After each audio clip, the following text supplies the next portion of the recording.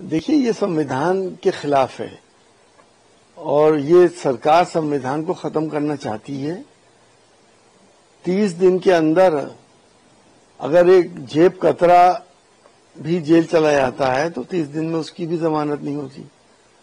Chargesheet का minimum time जो है वो 60 दिन है।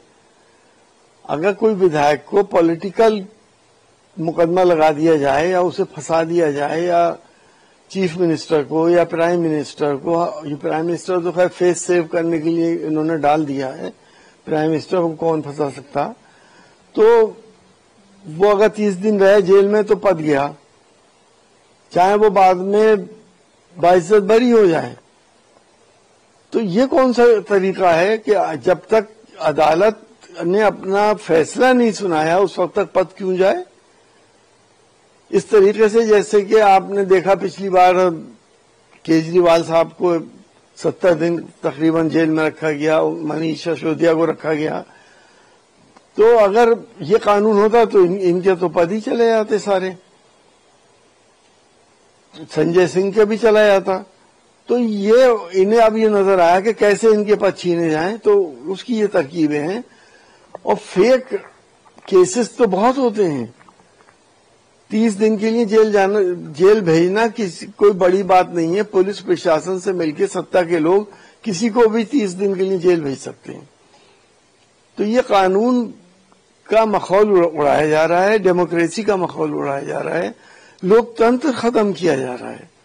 हम डिक्टेटरशिप की तरफ धीरे धीरे बढ़ रहे हैं। मैंने कहा ना कि ये तो सिर्फ सरकार को गिराने का भी इरादा है और विपक्ष को डिमोरलाइज करने का इरादा है। अगर बड़े बड़े नेता विपक्ष के जेल चले जाएंगे और उसके बाद उनके पद चले जाएंगे तो फिर सिंगल पार्टी रूल होगा, और सिंगल पार्टी रूल जो है वो डिक्टेटरशिप ही होती है। देखिए, जाहिर सी बात है, हम तो चाहते हैं कि चीन से संबंध अच्छे हों, लेकिन जो हमारा तजर्बा है, अभी ऑपरेशन सिंदूर के अंदर चीन ने हमारे साथ क्या करा, हमें विश्वासघात बहुत मिलते हैं। संबंध हम अच्छे करना चाहते हैं और हमारे साथ धोखा हो जाता है।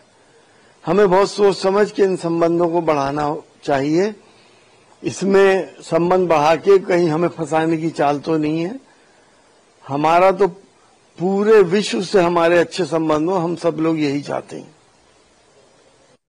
देखिए, ट्रम्प तो जिस तरह से काम कर रहे हैं वो तो एक तरह की गुंडागर्दी कहलाएगी। अब वो तो उन्होंने लगा दिया, चीन कुछ कहता रहे, हम कुछ कहते रहे, रूस कुछ कहता रहे, वो सुनते कब है किसी की बात। वो तो ताकतवर मुल्क है, माइट इज राइट, जिसकी लाठी उसकी भैंस। आज भी डेमोक्रेटिक वैल्यूज किसी भी देश में सही तरीके से फॉलो नहीं हो रही।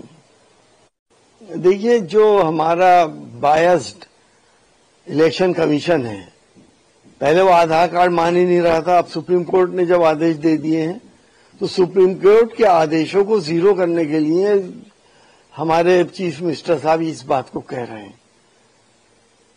SC ST और बागान के, चाय बागान के मजदूरों को ही क्यों दे रहे हैं, उन्हें ही मत दीजिए।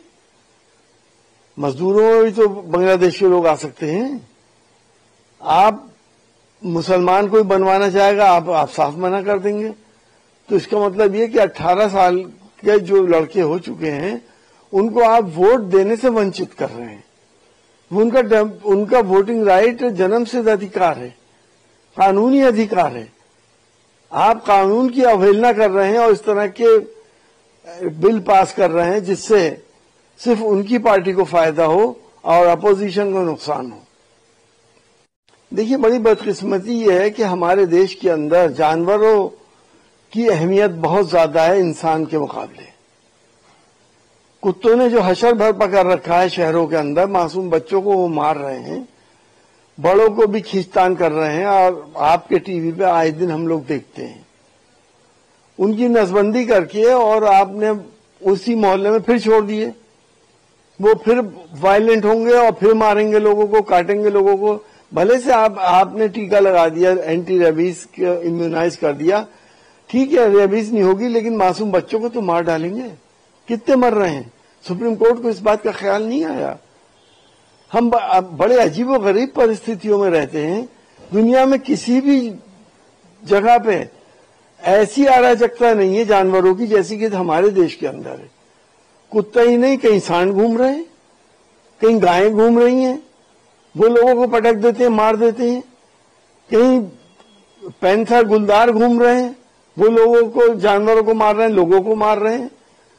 अरे जब मैं मेयर था तो मैंने यहाँ के कुत्ते पकड़वा के मुरादाबाद के जंगलों में भिजवा दिए थे। 4,500 कुत्ता जंगलों में चला गया था, यहाँ पे शांति हो गई थी। बंदरों को पकड़वा के जंगलों में भिजवा दिया था। बंदर जंगल का जानवर है, वहां पे मुरादाबाद में शांति रही है, वो जंगलों में खा पी रहे हैं।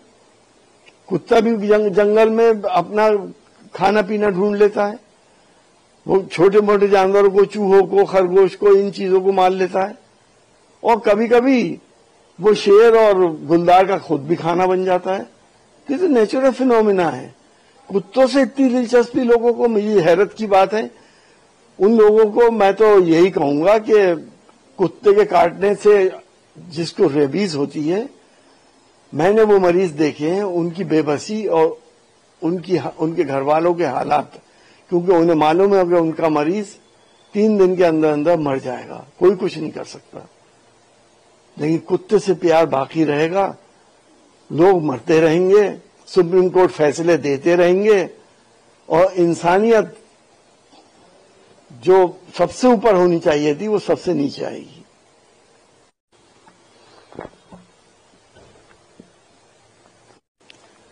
देखिए, मोदी जी ने इलेक्शन कमीशन के जरिए से अपना काम तो कर चुके, वो 65 लाख वोट कट गए।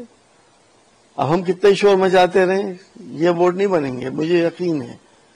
क्योंकि इलेक्शन कमिश्नर और इलेक्शन कमीशन जितनी बेशर्मी से इस बात को कह रहा है कि साहब एफिडेविट दिए, और एफिडेविट का कोई असर नहीं पड़ता है। अखिलेश यादव जी ने 18,000 लोगों के एफिडेविट दिए थे, कुछ नहीं हुआ। मैंने इलेक्शन कमीशन की साइट से अपने पड़ोस के मोहल्ले से 70 वोट जो मुसलमानों के काट दिए गए थे और फार्म 7 एक्सेप्ट कर लिया गया था, और जो मुसलमानों ने फार्म 6 भरा था उसको रिजेक्ट कर दिया गया था। जब मैंने डीएम साहब से शिकायत करी, वो शरीफ आदमी थे डीएम साहब, उन्होंने इंक्वायरी कराई तो वो रिइंस्टेट हुए। तो इलेक्शन कमीशन तो एक तमाशा सा बन गया है हमारे देश का। फ्री एंड फेयर इलेक्शन तो होने नहीं। अब मोदी जी ने इलेक्शन कमीशन के जरिए से अपना काम पूरा करने के बाद अब बिहार में कुछ भी कहते रहे। 10 साल से शासन तो उन्हीं का था, लालटेन का कब था? ये तो नीतीश कुमार को सोचना चाहिए, मोदी जी किसको कह रहे हैं। ये बात सही है कि कोई नहीं चाहता कि जो घुसपैठिए हैं वो वोट डालें या उनका भी वोटर कार्ड बने, कोई नहीं चाहता इस बात को। और उनको आप पिछले 10 साल से 11 साल से आप क्या कर रहे थे? हुकूमत तो आपकी थी, आप कैसे घुसने दिया आपने लोगों को अंदर? जिम्मेदार तो आप भी बराबर के हैं। तो मेरा तो यही मानना है, दूसरों पे उंगली उठाने से पहले अपने गिरेबान में झांक लेना चाहिए।